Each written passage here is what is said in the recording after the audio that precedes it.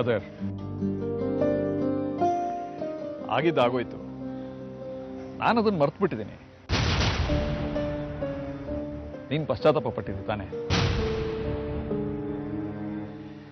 Actually ತಪ್ಪು ನಿಂದಲ್ಲ. ಆ ಮೋಹನ್ ದಾಸ್ ಅಂತವರು ಇಂಥ ಅವಕಾಶಗಳನ್ನ ಸೃಷ್ಟಿ ಮಾಡ್ತಾರೆ. ಎನಿವೇಸ್, ಕೊನೆಗೂ ಬಂದ್ರಲ್ಲ, ಸಂತೋಷ. ಕ್ಷಮಿಸಿ ಸರ್,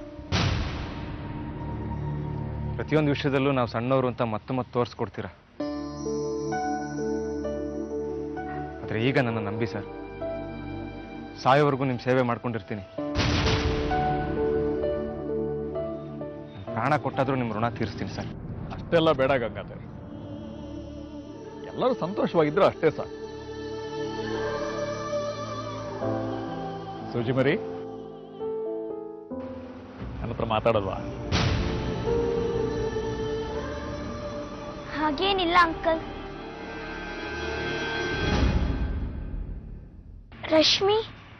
ರಶ್ಮಿ ನೋಡು ಆತ್ರ ಅವಳಿಗೆ. ಸರೋಜಾ, ಕರ್ಕೊಂಡು ಹೋಗೋಣ. ಆಯ್ತಣ್ಣವ್ರೆ. ಸರೋಜಾ, ನನ್ನ ಮಾತಿಗೆ ಬೆಲೆ ಕೊಟ್ಟು ಬಂದಿಲ್ಲ. ಹೇಳಿದ್ನಲ್ಲ ಅಮ್ಮವ್ರೆ, ಕರ್ಕೊಂಡು ಬರ್ತೀನಿ ಅಂತ. ರಶ್ಮಿಗೆ ಹುಷಾರಿಲ್ಲ ಅಂತ ಹೇಳಿದ ತಕ್ಷಣ ಇವಳು ಚಡ್ಪಡಿಸ್ಬಿಟ್ಲು, ಯಾವಾಗ ರಶ್ಮಿ ನೋಡ್ತೀನೋ ಅಂತ. ಒಂದ್ ನಿಮಿಷ.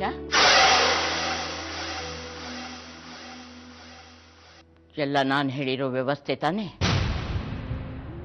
ದಿನ ಬರೋವಾಗ ಅವಳನ್ನು ಕರ್ಕೊಂಡು ಬರಬೇಕು, ರಾತ್ರಿ ಹೋಗೋವಾಗ ಜೊತೆ ಕರ್ಕೊಂಡು ಹೋಗ್ಬಿಡ್ಬೇಕು.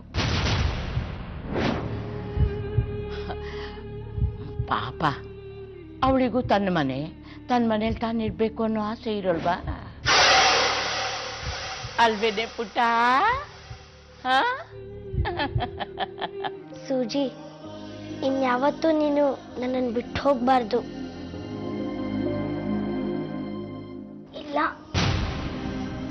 ಹೋದ್ರೆ ನೀನೇ ಹೋಗ್ಬೇಕಷ್ಟೆ. ಅವಳ್ಯಾಕೆ ಹೋಗ್ತಾಳೆ? ಅವಳು ಇಲ್ಲೇ ಇರ್ತಾಳೆ. ರಶ್ಮಿ ಪುಟ್ಟ, ಸೂಜಿ ದಿನ ಬೆಳಗ್ಗೆ ಇಲ್ಲಿ ಬಂದು ನಿನ್ ಜೊತೆಗೆ ಆಟ ಆಡ್ಕೊಂಡಿರ್ತಾಳೆ, ರಾತ್ರಿ ತನ್ನ ಮನೆಗೆ ಹೊರಟು ಹೋಗ್ತಾಳೆ. ಅವೆಲ್ಲ ಇಲ್ಲ, ಸೂಜಿ ಇಲ್ಲೇ ಇರ್ಬೇಕಷ್ಟೆ. ಓಕೆ ಪುಟ್ಟ, ಸೂಜಿ ಇಲ್ಲೇ ಇರ್ತಾಳೆ. ಪಪ್ಪ ಹೇಳಿದಾರಲ್ಲ. ಅಯ್ಯೋ, ಅದು ಹೇಗಾಗತ್ತೆ? ಪಾಪ, ಅವಳಿಗೂ ತನ್ನ ಮನೆಗೆ ಹೋಗಿರ್ಬೇಕು ಅಂತ ಆಸೆ ಆಗಲ್ವಾ? ಅತ್ತೆ, ಅದ್ರ ಬಗ್ಗೆ ನನಗೇನು ಗೊತ್ತಿಲ್ಲ. ನಿಮ್ಮ ಮಗ ನಿರ್ಧಾರ ತಗೊಂಡಾಗಿದೆ. ಇನ್ಮೇಲೆ ಇವರೆಲ್ಲ ಇಲ್ಲೇ ಇರ್ತಾರೆ.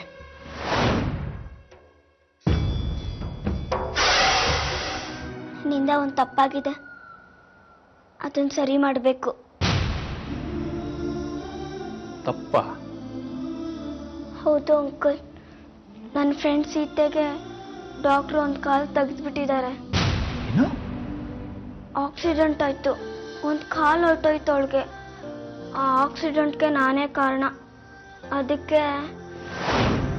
ಅದಕ್ಕೆ ಸಂಬಳನೆಲ್ಲ ಕುಡುಕಿ ಅವಳಿಗೆ ಪ್ಲಾಸ್ಟಿಕ್ ಕಾಲು ಹಾಕ್ಸೋಣ ಅಂತ.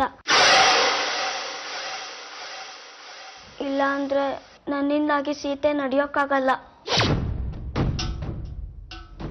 ಸುಜಿ, ನಿನ್ನಲ್ಲಿ ಮನುಷ್ಯತ್ವ, ಮಾನವ ಸಂಬಂಧಗಳೆಲ್ಲ ಹೊಟ್ಟೋಗಿದೆ ಅನ್ಕೊಂಡಿದ್ದೆ. I am wrong.